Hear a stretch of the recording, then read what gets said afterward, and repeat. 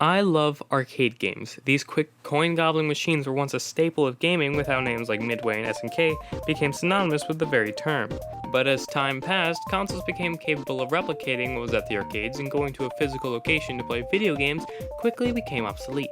Some like Data East survived this decline, while others like Acclaim simply failed to adapt to the changing times and, well, for lack of a better term, died horribly. But two of the most well-known survivors of the arcade purge would be, of course, Capcom and Namco. And while Capcom certainly knows how to make a good arcade game, it's Namco that mastered it. Of course, you got Pac-Man and Galaga, but you also got Mappy, Dig Dug, Rally X, Galaxian, Xevious, Pole Position, Tekken, Soul Calibur, Mr. Driller, Splatterhouse, and Mario Kart Arcade GP. All of these games are simple at their core, but all have depth to them.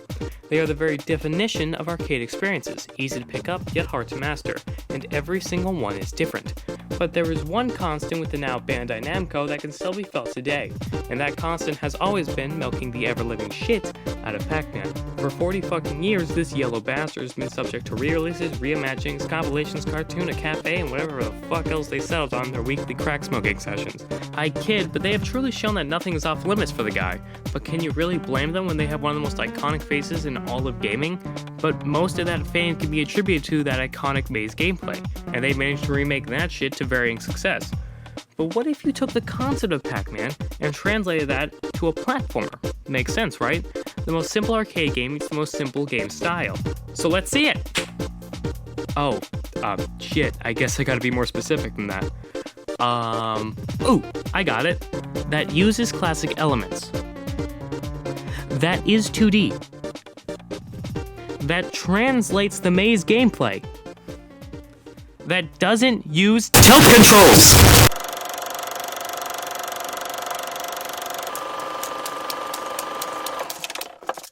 Yeah, that's what I thought. But wait, because some absolutely insane individual did just that. Introducing Annalyn, a $5 indie title that released on January 29th of 2021.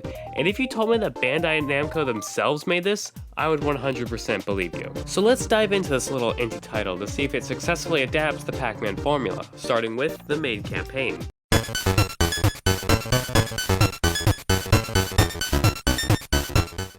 But before we begin on the gameplay, what's the story? Now it's pretty complicated, so make sure you're taking notes. So there's this miner named Annalyn. Her pickaxe breaks while mining a rock, but that leads her to stumble across a cave filled to the fucking brim with coins and rubies. But on the way down, she accidentally wakes up some snakes. So Annalyn's trying to find a way out of the cave while collecting gold and gems, and the snakes are trying to kill her because, as is pretty common knowledge, all human-sized snakes hate women. The game has 16 rounds in 5 unique locations: the caves, a mine shaft, a factory, a tundra, I guess, and the limitless void, with each section introducing 2 new mechanics, one that's exclusive to the area, and one that's, well, not. The gameplay is just kinda what you would expect when you hear Pac-Man platformer. Collect everything in a certain map and don't get caught. The coins are pellets and the blinding crystals are power pellets. Oh, and make sure you get the bonus item as well.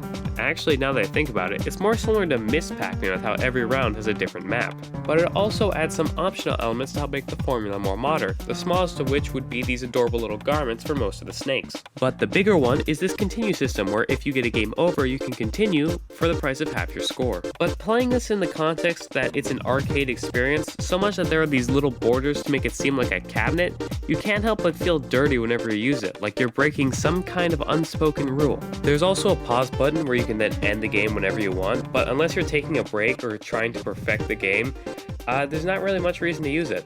But by far, the biggest modern addition is round 16, a goddamn boss fight. So after 15 rounds and 3 amusing cutscenes, the snakes finally decide that they need a bit more power in order to kill Annalyn, so they decide to make a giant fucking robot snake that can also fly. And I don't know about you, but that seems a tiny bit excessive.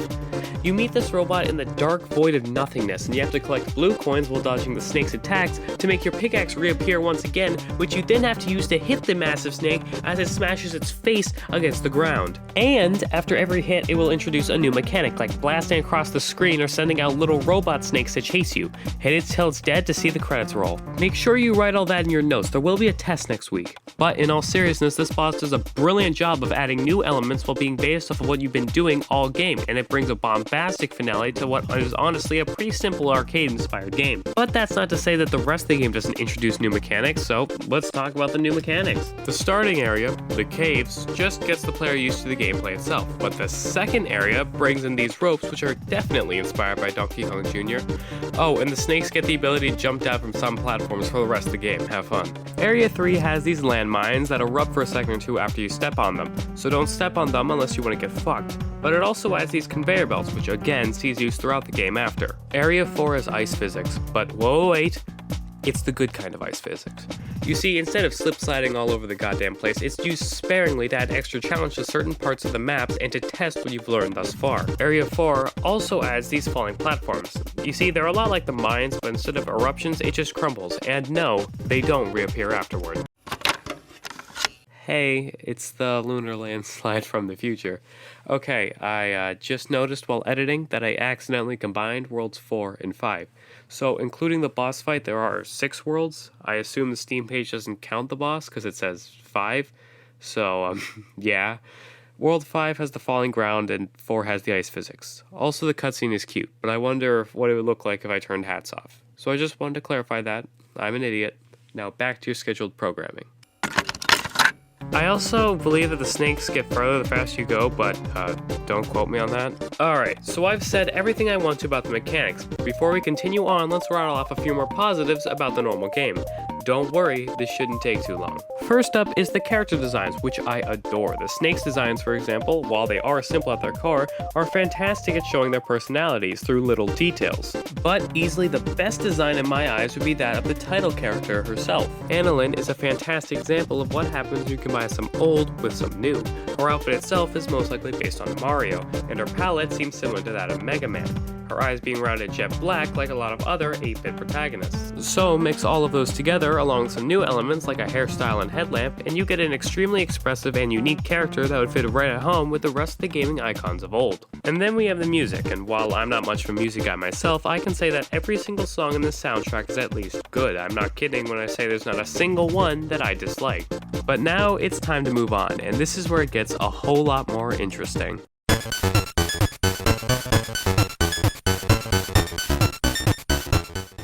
The extras menu. This is the menu that at the start doesn't really have much, but that's only because most of the shit unlocks after you beat the game. Now I suggest you buckle up because there's a lot to dive into. The first of the bunch is practice mode, and it's exactly what it says it is. You can pick any level of your choosing and practice perfecting each one with the help of little icons at the top of the screen. The perfectionism thing itself is something I will get into later. But moving on is where it gets more interesting. It's time for random mode, dipshits. This mode in particular is a lot like the campaign, but with a few major differences. First of all, this mode scrambles the level order so you don't really know which you'll play next. Secondly, there's no boss, you simply keep playing after you beat all the levels. Next is the ability to mix and match which levels you play, which is cool enough, but then we get to the two major ones, the power-ups and bonus stages. Let's start with the former. In every level, a power-up will sometimes appear. These power-ups including the pickaxe you normally get at the boss that can now be used to kill snakes, the platinum coin bag which replaces all coins with platinum coins that are worth more points for a short while, and finally the double jump boots. What do you think they do? It's in the name. But now onto the bonus stages. Basically every 3 levels there will be a bonus stage. These stages will see Annalyn hop in a minecart and you make sure she doesn't fall off the rails and perish while collecting coins. Succeed and you'll get a bonus item. Now these stages are really fast paced and addicting, as well as reminding me heavily of Donkey Kong Country. I'm still waiting, Nintendo. But yeah, random mode is a fun time and is a perfect way to shake up the formula that the campaign created. But what if you wanted things to get even more wild? Cheat codes and menus are something of a bygone era. Sure, they're really only used in Rockstar titles nowadays, but at their peak they were a fantastic way to change up the game to get, most of the time, a completely different experience. So I'm happy to announce that Annalyn has a cheat menu. Sure, you have to beat the game first, but once you do... Okay. Why did they get rid of these? You got your pretty basic ones like super speed, infinite jumps, a dedicated hard mode, a sort of custom knife for the snakes and not capping their speed, but then we get the more interesting ones like the final boss flying around and doing attacks while you're trying to play the game, a mode that reverts Anneline's design and physics to that of the 2016 prototypes, or even giving her voice clips. But easily the star of the show is Strange Mode. Take the normal campaign, give the blinding rubies random effects like not blinding every snake, darkening the entire screen, or making the snakes go invisible but be worth double points. Now take the bonus foods and make them basically exact copies of the rubies, including the new effects. Then give every single area a unique color palette. Then you got Strange Mode. These cheats, especially Strange Mode, give even more replayability on top of the replayability given by Random Mode. Also, if you wanted to see what every cheat on Random Mode looks like, here you go. Let's go. Just what I need.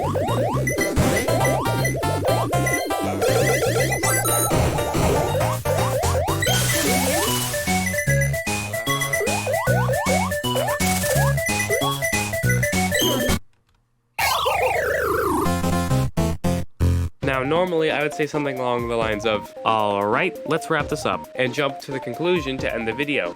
But remember when I talked about perfecting this game and said that I would get back to it? The perfectionism thing itself is something I will get into later. Yeah, we're not done yet. To perfect a single level, you have to get every single bonus, kill every snake with every ruby, and not die a single time. So that's a pretty hefty order for this arcade game. So what is your reward for doing this in every level? A different color palette for Annalyn, and only Annalyn. In my eyes, that's simply not enough to warrant going through all that shit. But that's not to say that palettes couldn't have been a cool reward, but I feel like they should have done it like Downwell, where the palettes change the color scheme of everything in the game, not just the main character. Now, I know the palettes in Downwell just replace the white with some other color, and the Strange Mode kinda does what I'm asking, but at least it would have been something more, because as it stands, there's not much reason to go through with this other than for your own pride, or if you're the goddamn completionist. Alright, let's wrap this up.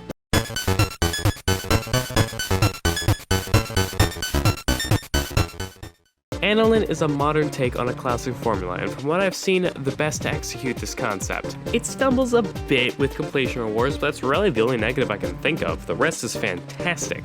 But which mechanic is my favorite? Well, it's time for another ranking thing. I gotta come up with a name for this.